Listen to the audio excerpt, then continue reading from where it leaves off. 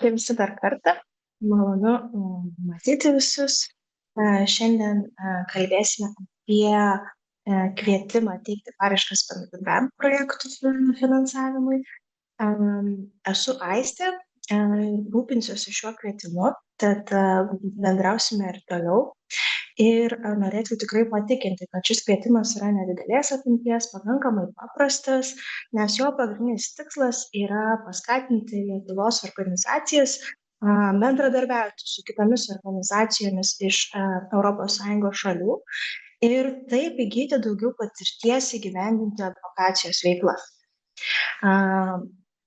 Gal trumpai apie tai, ką reiškia nuolatinis. Tai nuolatinis reiškia, kad jūs galėsite teikti paraišką ilgą laikotarpį, tai reiškia net iki 27 metų sausio 31 dienos arba iki to laiko, kol baigsis šio kvietimo finansavimas.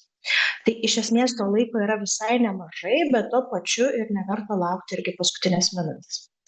Tai va, visą informaciją susijusią su kvietimu, paraiška, siekiamais rezultatais rasite kvietimo gairėse, vėliau parodysiu, kur jas galima rasti. O šiandien kviečiu klausimus rašyti komentarų skiltyje ir į klausimus atsakysime jau po pristatymų. Taip. Leidžia man pridėti štai. Šiek tiek apie kvietimo tikslus.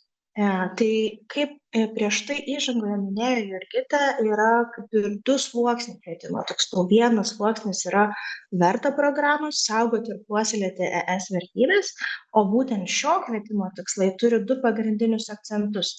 Vienas iš jų gebėjimų stiprinimas, antras iš jų yra bendradarbiavimas, skatinimas bendradarbiauti advokacijos srityje tarp Lietuvos ir ES šalių nevyriausybinių organizacijų.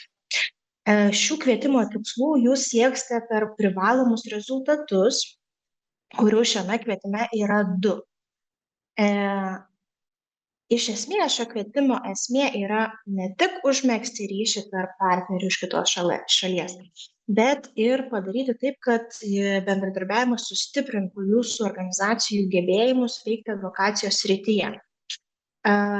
Todėl kvietimo tikslai būtent ir susieti su 2 labai aiškiais rezultatais.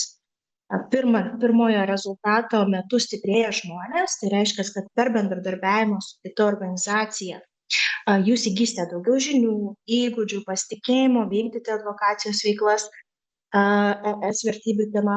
Ir kaip galite matyti iš minimalių kriterijų, tai turi būti bent 6 darbuotojai, nariai ir savanoriai, kurie įgyja patirtį advokacijos gebėjimų srityje.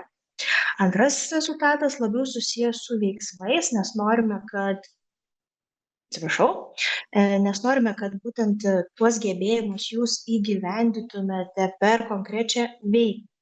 Dėl to ir yra numatytas minimalus kriterijus bent vieną advokacijos veiklą į veiklą įtraukiant ir savo partnerį.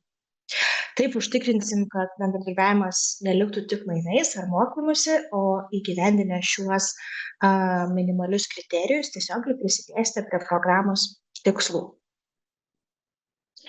Taigi, kas gali teikti paraišką? Turbūt svarbiausia yra paminėti, kad pareiškėjai yra Lietuvos Respublikoje įsteigtos nevyriausybinės organizacijos, siekiančios stiprinti savo gebėjimus advokacijos srityje. Būtina turėti vieną projekto partnerį iš bet kurios kitos ES šalies, išskyrus pačią Lietuvą. Tai reiškia, iš Lietuvos su kita savo organizacija, kuri galėtų būti jūsų partneriu, negalėsite. Vienu metu šiame kvietime galite teikti vieną paraišką, tai reiškia, kad jeigu pateikite paraišką ir dar nesulaukite atsakymo dėl finansavimo, tai antrosios paraiškos teikti nebus galima, tačiau jeigu paraiška bus atmesta, galėsite teikti iš naujo, galėsite mūsų paprašyti atgalinio ryšio, galėsime jį suteikti ir tada galėsite pakoreguotą paraišką teikti dar kartą. Sutartis šiame kvietime pasirašoma tik su pareiškėju ir taip pat, galvoju, ko dar nepaminėjau, Turbūt tinkami pareiškėjai, neturbūt, bet tikrai būtinai tinkami pareiškėjai turi atitikti visus kvietimo gairėse išvardintus reikalavimus, kurių yra iš viso 8. Jų visų nekomentuosiu, tikrai pasiskaitysite ir įdėmiai susipažinkite su jais. Šiandien norėčiau akcentuoti pagrindinius 2. Tai yra pirmas, kuris nusako, kad kiekviena organizacija pareiškėja turi turėti ne mažiau kaip 1 metus, čia ne tai, kad atsiprašau, neturėti, bet būti įsiregistravus mažiau kaip 1 metus registrų centre ir tai yra ne vėliau kaip iki 2024 metų gruodžio 16 dienos.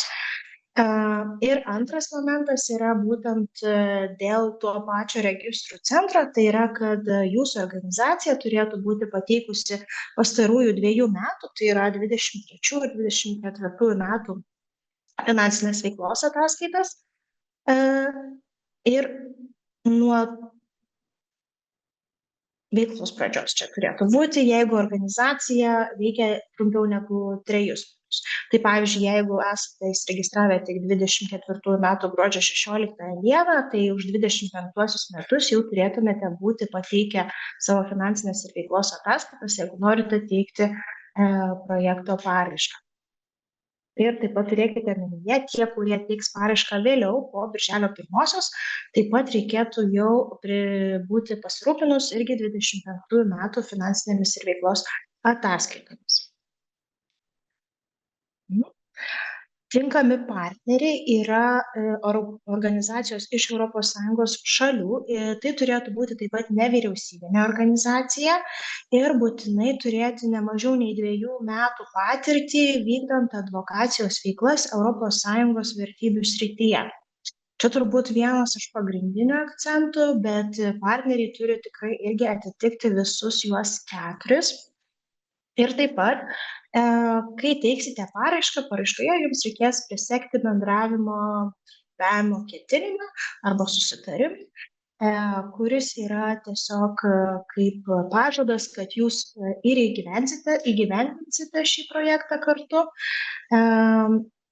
ir apibrėžti bent jau minimalų kažkokį atsakomybių pasidalijimą. Iš esmės labai plačiai nebūtina aprašyti, nes tą vėliau padarysite jau, kai bus patvirtintas finansavimas, tai tuomet pasirašoma bendradarbiavimo sutartis. Apie reikalavimus projektą. Projektą turite įgyvendinti per 6 mėnesius. Ir jis turi baigtis ne vėliau kaip 27 metų gegužės 31 diena. Svarbus momentas, kad projekto trukmė negalės būti pratęsta. Tai reiškia, kad veiklas, kurias numatėte įgyvendinti per paraiškoje numatytą laikotarpį, tai jas reikės įgyvendinti per tą laikotarpį. Taip pat svarbu paminėti irgi, kad visos veiklos turi būti vykdomos Lietuvos Respublikos teritorijoje arba kitoje ES šalyje. Šiems projektams yra skiriamas 5 000 eurų finansavimas ir planuojame finansuoti ne mažiau negu 20 projektų. Kaip ir minėjo mūsų kolegė Jurgita anksčiau, svarbu yra atsižvelgti į vieną niuansą. Tai yra būtent tiems, kurie planuojate teikti paraiškas kitose kvietimuose. Turėkite omeny, kad tai pačiai organizacijai per visus verto 2 kvietimo etapus negali būti skiriamas didesnis negu 60 000 eurų finansavimas. Čia įskaitant ir NVO lyderių akademiją, ir advokacijos projektus, ir migracijos projektus, visi šie projektai neturi viršyti 60 000 eurų finansavimo vienai organizacijai. Tad kviečiame apsvarstyti planuojamus biudžetus ir esant poreikiui, kad turėtumėte galimybę apsispręsti, į kuriuos projektus norėtumėte aplikuoti. Daugiau apie finansavimo niuansus pasidalins mano kolegė Jurgita.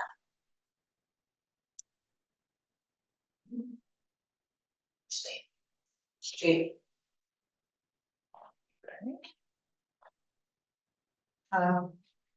Iš to ir pasikalbėsime ir kaip bus teikiami projektų rezultatus bei išvadas.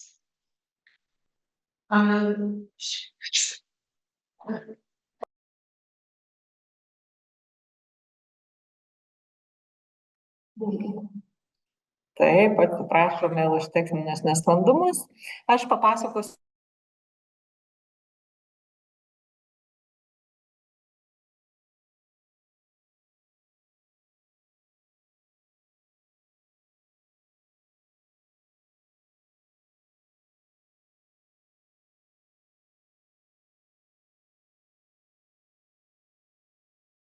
Projekto biudžetą, tam yra speciali Excel forma, kurią turėsite užpildyti. Biudžetas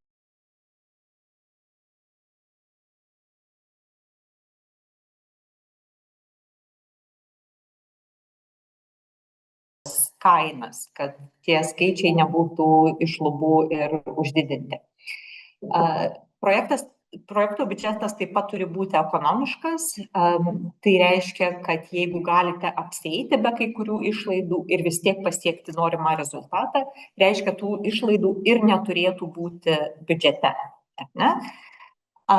Ir jis turi būti proporcingas, tai reiškia, kad išlaidų eilutės, jų dydis būtų realistiški ir atitiktų tas veiklas, tuos darbus, kuriuos norite įgyvendinti.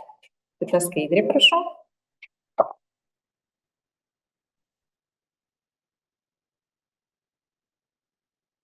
Taip, jau persijungė. Projekto biudžetas pateiktas su paraiška bus vertinamas ekspertų, kaip ir pati paraiška. Tačiau, kaip jau minėjau, įgyvendinimo metu vadovausitės fiksuotosios sumos metodu, apie kurį truputį vėliau papasakosiu. Atkreipiu dėmesį, kad sutarties sudarymo metu, kai jau, tarkim, laimėsite finansavimą, jūsų biudžete esanti suma gali būti koreguojama, nes vertindami projekto biudžetą ir pačią paraišką, ekspertai galės išsakyti tam tikras pastabas ir korekcijas biudžetui. Jeigu kažkurios eilutės bus nepagrįstos ir neproporcingos, pareiškėjų bus paprašyta projektą koreguoti prieš pasirašant sutartį. Dėl to galutinė skiriama suma gali būti mažesnė negu jūsų pateikta paraiškoje. Na, čia nieko naujo, turbūt taip daroma daugumoje kvietimų. Tai kas yra tas fiksuotusios sumos metodas? Angliškai tai vadinasi lump sum, daug kas turbūt žinote šį terminą. Ir tai yra finansavimo metodas, kuris skiriasi nuo įprasto faktinių išlaidų metodo, kai finansuotojas griežtai reikalautų laikytis patvirtinto biudžeto ir finansuotų tik tai tam tikras, tik tinkamas ir dokumentais pagrįstas išlaidas. Ar ne? Žinot, kad dažnai teikiate sąskaitas faktūras, darbo laiko apskaitos žiniaraščius ir panašius dokumentus atsiskaitinėdami. Šiuo atveju projekto vykdytojui pagal sutartį bus skiriama nustatyta fiksuota suma, kuri bus susieta su jūsų suplanuotais privalomais rezultatais. Kaip pamenate, tų rezultatų yra 2, Aistė apie juos pasakojo. Projekto vykdytojai įsipareigos pasiekti konkrečius kokybinius ir kiekybinius rezultatus, kaip nurodyta paraiškoje ir jūsų sutartyje, bet atsiskaityti reikės tik už rezultatų pasiekimą. Ir pateikti dokumentus, įrodančius ne finansinės išlaidas, o jūsų pasiektus rezultatus. Apie tai kolegės taip pat kalbės daugiau, papasakos, kokie yra tie dokumentai, taip pat gairėse tas dokumentų pavyzdžiai yra išvardinti. Jeigu rezultatai nebus pasiekti iš viso arba bus nepakankami, atitinkamai mažės ir užskaitoma finansavimo suma. Tai reiškia, kad finansavimas tiesiogiai susijęta su jūsų rezultato įgyvendinimu. Bet kokiu atveju, net ir šios fiksuotosios sumos metodu, projekto vykdytojai ir pareiškėjai ir partneriai privalo laikytis galiojančių finansų apskaitos principų, mokesčių darbo teisės ir turėti visus išlaidas pagrindžiančius dokumentus savo biure, internetinėse laikyklose, kur jūs belaikote visus dokumentus, jie turi būti kaip įprastai, tiesiog Atviros Lietuvos fondas jų netikrins. Tačiau Europos komisija reikalauja, kad prireikus tam tikrom sąlygom jūs turėsite sudaryti galimybę Atviros Lietuvos fondui, Europos komisijai, Europos kovos su sukčiavimu tarnybai ir panašioms agentūroms, Europos audito rūmams atlikti auditą ir kitokius patikrinimus jūsų finansinių dokumentų visų, kuriuos saugojate ir darote ir pildote kaip įprastai. Ir jeigu bus nustatyta, kad buvo pateikta kažkokia klaidinanti ar melaginga informacija, be abejo bus taikomos sankcijos. Šitie auditai neturėtų turėti kažkokios jums įtakos ir finansinių pasiekmių, jeigu viskas tvarkoja su patirtomis išlaidomis, čia daugiau sukčiavimo prevencijos dalykai ir mes turime jums pasakyti, kad turėsite sudaryti sąlygas, jeigu prireiks, gal ir neprireiks. Fiksuotosios sumos modelis iš tikrųjų suteikia projekto vykdytojui daugiau lankstumo pačiu projekto vykdymo metu disponuoti lėšomis. Mes vertiname jūsų paraiškos biudžetą, žiūrime, ar jisai yra proporcingas, pagrįstas ir ekonomiškas, tačiau eigoje jūs galite patys nuspręsti, kaip leisti jums paskirtą fiksuotąją sumą. Ir aišku, ją dokumentuoti savo biure. Ar ne? Tačiau šitas modelis taip pat reikalauja ir truputį daugiau atsakomybės iš jūsų pusės. Tai yra, jūs turite gerokai pasiplanuoti, jeigu manote, kad nukrypsite nuo jau sugalvoto biudžeto, ar ne, pasiplanuoti eigoje, kad kaip leisite patirsite tam tikras išlaidas, kad nebūtų per daug ar per mažai lėšų. Duoda laisvės, bet duoda daugiau ir tokios atsakomybės viduje, truputį labiau iš anksto planuoti.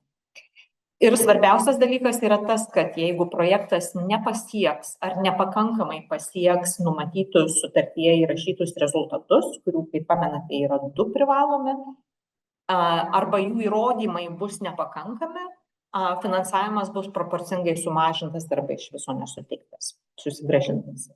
Kita skaidrė, prašau. Kitoje skaidrėje, šioje skaidrėje matote išskleidimą, kokiomis proporcijomis bus suskaitomas arba bus mažinamas finansavimas pasiekus ar nepasiekus rezultatų. Pirmas rezultatas yra gebėjimų stiprinimas, ar ne? Jo vertė visame projekte sudarys pusę projekto vertės, tokios svorio, sakykime, ar ne? Antras rezultatas tai yra advokacijos veikla ar veiklos, jos sudarys kitą pusę projekto svorio vertės. Ar ne? Jeigu pirmojo privalomo rezultato jūs pasieksite ir įrodysite dokumentais bent 75%, kad pasiekite, tikimės, kad pasieksite visą 100 ir dar daugiau, ar ne? Bet jeigu pasieksite iki 75%, mes užskaitysime jums tą dalį šiam rezultatui priskirtų lėšų pilnai. Ne? Jeigu matysime, vertindami rezultatų ataskaitas, kad nepasiekėte net 75, 2/3, ar ne, pirmojo rezultato, mes atitinkamai mažinsime. Mes jums iš viso už šį rezultatą tos dalies neskirsime. Ne? Lygiai tas pats yra ir su antruoju rezultatu. Jeigu pasieksite to, ką įsipareigojote nuo 75 iki 100%, tai gausite visą tam rezultatui priskirtą sumą. Jeigu net 75% nepasieksite, vėlgi už šį rezultatą lėšos jums nebus užskaitytos.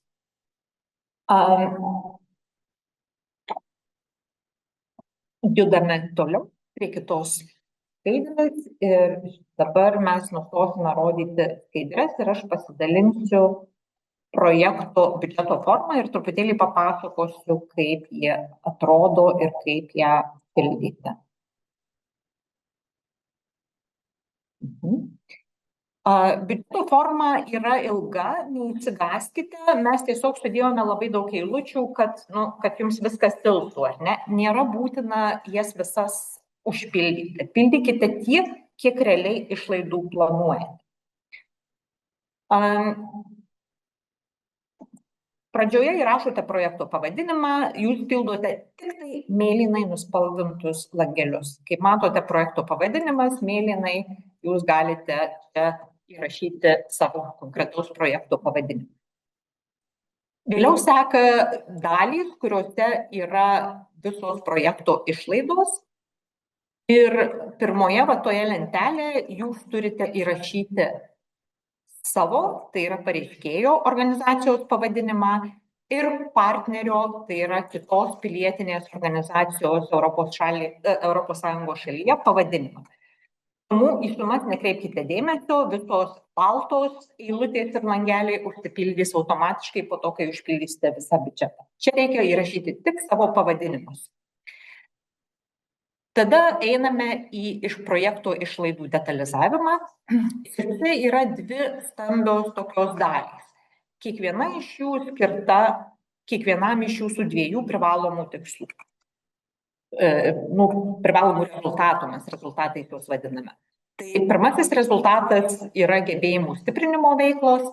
Jūs įrašote veiklos tikslą mėlyname langelėje ir pereinate prie išlaidų biudžetavimo. Čia labai smarkiai atkreipiu dėmesį į tai, kad kiekvienas iš tų dviejų blokų yra suskirstytas į veiklas. Veikla 1.1, 1.2 ir tų veiklų gali būti maksimum 3. Ir kiekviena veikla turi savo biudžeto eilutes. Veiklas jūs privalote pasirinkti iš sąrašo. Paspaudus ant 20 eilutės atidarys sąrašas veiklų ir jūs pasirinksite veiklą iš privalomo sąrašo. Aistė po to truputį daugiau papasakos apie gairėse nurodytą veiklų sąrašą. Pasirinkome mokymus, seminarus ir edukacinės veiklas. Ir tada jūs grafoje įrašote atsakingą organizaciją. Taip pat labai svarbu, kad jūs pasirinktumėte iš atsidarančio meniu, ar už šią išlaidų eilutę bus atsakingas pareiškėjas ar partneris. Jeigu nepasirinksite arba pasirinksite neteisingai, lentelė automatiškai jums neteisingai susumuos viso projekto biudžetą. Atkreipiu dėmesį, veiklos pavadinimas yra pasirenkamas ir atsakingos organizacijos yra pasirenkamas iš meniu. Ir tada jūs tiesiog įprastai pildote išlaidų pavadinimą, vienetų pavadinimą, vienetų kiekį, vieneto kainą ir automatiškai susisumuoja tos išlaidų eilutės suma. Ir tai pildote tiek eilučių, kiek jums reikia. Nepildykite visų vien dėl to, kad yra daug tuščių langelių.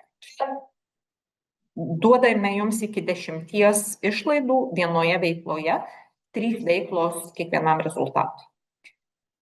Antrasis blokas yra advokacijos veiklos, vėlgi rašote tikslą, vėlgi pasirenkate veiklą iš sąrašo meniu, ar ne? Ir nurodote atsakingą organizaciją. Tai yra labai svarbu, kad susumuotų visas biudžetas. Ir pildote eilutes įprastai, kaip biudžete pildote kitose projektuose. Pagrįsti kainų ir pateikti kažkokių kainų pagrindimų mes neprašome. Gale pačiam yra kontrolinė lentelė, jinai užsipildys automatiškai ir jūs matysite viso projekto išlaidas, matysite, kiek kiekvienam partneriui yra skirta lėšų pagal jūsų planą ir paskutinis langelis užsidegs raudonai, jeigu viršysite nustatytą maksimalę 5000 eurų galimą sumą. Va čia taip pas mane parodyta, susisumuoja į 5100. Tai pasižiūrėkite, atkreipkite dėmesį, kad taip neįvyktų. Turbūt tiek apie biudžetą. Antrame polapyje dar jūs matote tokias patarimus apie apskaitos tvarkymą, nes ją tvarkyti vis tiek turite, nors neteiksite mums. Ir visa kita turbūt biudžete yra tiesiog įprastas programos biudžetas. Tai tiek, ačiū, perduodu grąžinu žodį Aistei.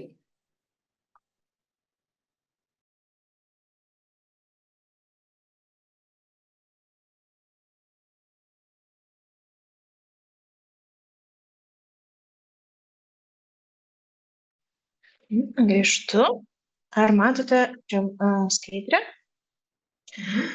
Puiku. Tai čia, kadangi laikas ribotas, tai trumpai paimsiu vieną pavyzdį. Privalomo rezultato numeris 2, jam pasiekti reikia bent vienos advokacijos veiklos ir kad į tą veiklą būtų įtrauktas partneris. Tai kadangi yra kiekybiniai rezultatai, labai prašom atsižvelgti ir į kokybinius rezultatus. Kokybės kriterija iš esmės apibrėžia irgi tuos momentus, į kuriuos jums verta atkreipti dėmesį rašant paraišką. Tai aiškiai apibrėžtas tikslas, tikslinė grupė ir kiti dalykai. Kaip minėjo Jurgita, galėsite rinktis tik iš baigtinio veiklų sąrašo. Tai reiškia, jį matysite irgi kvietimo gairėse prie kiekvienos veiklos, prie gebėjimų stiprinimo ir prie advokacijos. Biudžete taip pat ir paraiškoje matysite tokius skaičiukus V11, V12, V21. Reikia, kad paraiškoje ir biudžete tos veiklos sutaptų. Tai pavyzdžiui, jeigu V11 paraiškoje pasirinkote bendradarbiavimo stiprinimo veiklas, tai ir biudžete V11 renkatės bendradarbiavimo stiprinimo veiklas. Ir kaip minėjo Jurgita, svarbu yra tuos pasiektus rezultatus įrodyti, kaip tai galėsite padaryti. Tai yra ne baigtinis sąrašas, bet pasiūlymai, kokius dokumentus reikėtų turėti, kad galėtumėte įrodyti, kad tos veiklos įvyko. Gerai. Tuomet šiek tiek apie kvietimo etapus. Kadangi tikrai paprastas kvietimas, labai greitas vyks tiek paraiškų vertinimas, tiek atrankos rezultatų paskelbimas, tai iš esmės per 6 savaitės sulauksite atsakymą ir po to atsakymo, jeigu jis bus teigiamas, per 3 savaitės pasirašysime sutartį. Taigi, paraiškos teikimas. Terminas, kaip minėjau, yra sausio 31 diena. Kviečiu labai tiek ilgai, aišku, nelaukti. Paraišką pildome lietuvių kalba ir tik per elektroninę paraiškų teikimo sistemą Submitable. Jeigu jos dar nenaudojate, tai kviečiu prisijungti. Ekrane matote ir QR kodą, ir tinklalapio nuorodą, kur rasite visas instrukcijas, kaip prisijungti, ką daryti. Taip pat rasite ir kvietimo aprašymą, tai yra tęstinis kvietimas teikti paraiškas. Rasite tiesioginę nuorodą teikti paraišką, tai jūs iš karto ves į Submitable sistemą, kur jūsų prašys prisiregistruoti. Vienintelis prašymas yra, kad registruodamėsi jūs nerašytumėte savo vardo pavardės, o rašytumėte organizacijos pavadinimą registruojantis ir taip pat pasirinktumėte tokį elektroninio pašto adresą, kurį tikrai ateitų mūsų pranešimas dėl finansavimo ir kurį vėliau naudotumėte irgi ilgesniu periodu. Tai va. Iš esmės visa paraiškos forma yra sistemoje ir reikės įkelti tik tai kelis papildomus dokumentus. Tai yra biudžetas ir tada įkeltas laisvos formos abiejų šalių pasirašytas ketinimus bendradarbiauti, dalyvių deklaracijos ir kas dar, abiejų dalyvių deklaracijos. Tai primenu. Paraiškoje taip pat matysite visą sąrašą dokumentų pasitikrinimui, ar tikrai viską įkėlėte. Ir jeigu pareiškėjo deklaraciją pasirašo ne vadovas, o įgaliotas asmuo, tai tiesiog reikės pridėti ir įgaliojimą. Žiūriu į laiką. Paraiškų vertinimo ciklas. Tai gavus paraišką mes atliekame administracinį tinkamumo vertinimą tiek jums, tiek jūsų partneriui. Pradžioje ir kvietimo gairėse tikrai rasite visą sąrašą, tai čia nesikartosiu. Antras etapas, kai 2 individualūs, nešališki, tai yra ne iš vidaus Atviro Lietuvos fondo esantys ekspertai įvertina jūsų pateiktą paraišką, konsoliduoja vėliau tame etape bendrą balą ir perduoda jūsų paraišką jau svarstyti atrankos komiteto posėdyje, kuris ir nusprendžia, ar skirti finansavimą, kokį jį skirti. Ir tuomet jau mes paskelbėme rezultatus. Paraiškų vertinimas. Čia turbūt jums yra pati svarbiausia lentelė iš visų kvietimo gairių. Čia matysite visus 8 kriterijus, pagal ką bus vertinamos jūsų paraiškos. Ir pagrindinis momentas, į ką kviečiu pažiūrėti truputį įdėmiau, tai yra tie momentai, kuriuose nurodoma, pavyzdžiui, prie vertinimo kriterijaus gebėjimų stiprinimo veiklų atitikimas poreikiams. Yra parodyta, kad yra minimalus balas 5, tai būtent į tas eilutes irgi kreipkite daugiau dėmesio. Ir taip pat turėkite omenyje, kad vertinimo klausimai yra irgi labai svarbi dalis, tai būtent į juos ir koncentruokitės. Tai gerai apsvarstę, pateikę paraišką, praeinate visus procesus ir tada atrankos komitetas surinkusioms paraiškoms ne mažiau negu 60 balų. Kaip čia netikrina, bet pasižiūri būtent konsoliduotą vertinimą ir nusprendžia, ar skirti finansavimą ar ne. Ir tik vienintelis momentas, kad atsižvelgdamas į vertinimų pastabas, tai šiek tiek gali projekto lėšų sumą arba pakeisti, arba kažkam neskirti finansavimo, bet iš esmės po atrankos komiteto mes jau skelbiame rezultatus jums elektroniniu paštu ir tuomet galutinius rezultatus matysite interneto svetainėje. Taigi, daugiau informacijos tikrai rasite mūsų puslapyje vertinant antrojo etapo polapyje, o jeigu šiandien neatsakysime kai kuriuos jūsų klausimus, rašykite mums projektai@olf.lt ir dabar noriu tada pajudėti, pasikviesti savo kolegę Eugeniją, kuri kartu su manimi atsakys į jūsų klausimus. Tai baigiu dalintis skaidrėmis.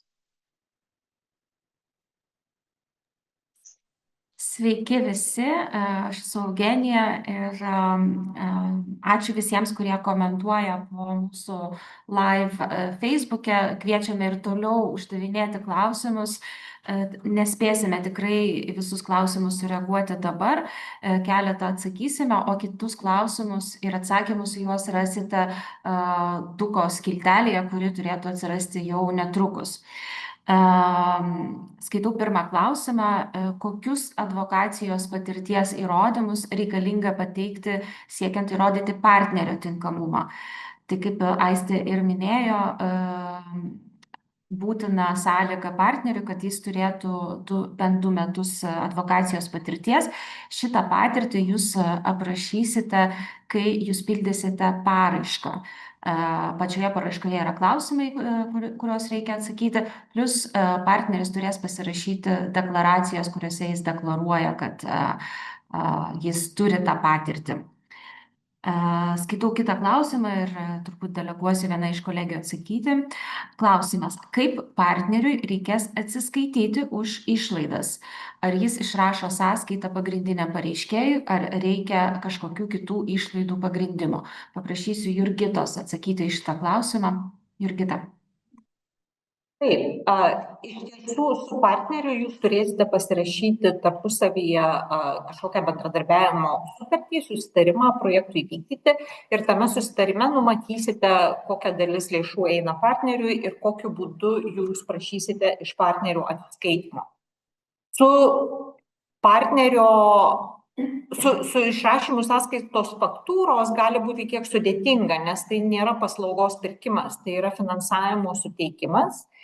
Ir kai yra finansavimas, jeigu jie fiksuos taip, kaip savo pajamas iš parduotos paslaugos, po to pačiam partneriui gali būti sudėtinga savo apskaitoje atsiskaitinėti už įvairius dalykus. Atviros Lietuvos fondui nereikės matyti partnerio atsiskaitimo dokumentų, bet greičiausiai aš rekomenduočiau, kad jūs darydami susitarimą su partneriu apsirašytumėte, ką jūs norėsite matyti iš partnerio finansiškai. Nerekomenduoju daryti sąskaitos faktūros, nes tai ne pirkimas, tai yra finansavimas. Ačiū. Ačiū, Jurgita. Skaitau sekantį klausimą. Koks yra intensyvumas? Tai yra, koks yra finansavimo intensyvumas, ar 100%? Taip, šitas kvietimas yra 100% finansavimas, nereikia nuosavo indėlio. Kitas klausimas.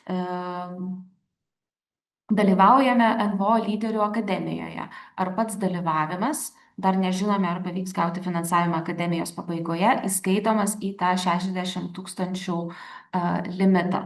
Galiu atsakyti į šitą klausimą, kad pats dalyvavimas nėra įskaičiuojamas į 60 000 sumą. Tačiau, kaip NVO akademijos dalyviai, jūs galite pretenduoti į vidinį finansavimą, kuris yra 30 000.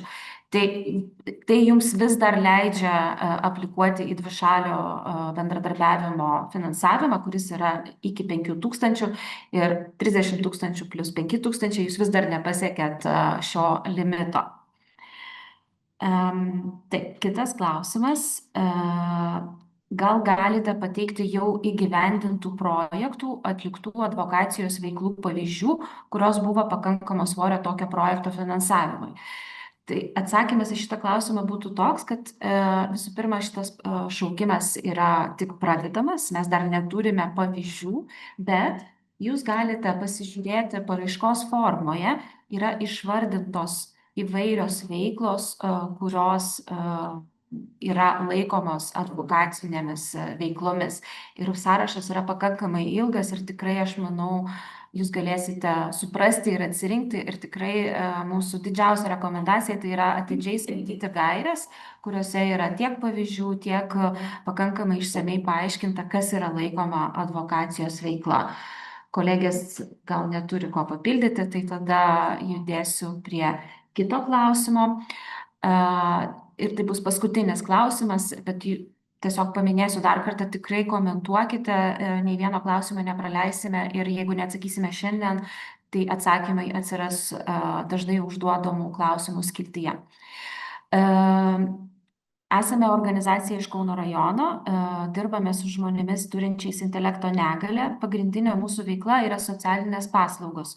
Tačiau matome poreikį ir po truputį vykdome advokaciją, kol kas į tai nesiorientuodami kaip pagrindinę veiklą.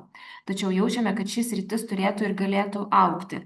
Ar esame tinkamas pareiškėjas, kas mūsų atveju, kai dirbame su žmonėmis turinčiais intelekto negalią, būtų laikoma advokacijos veikla?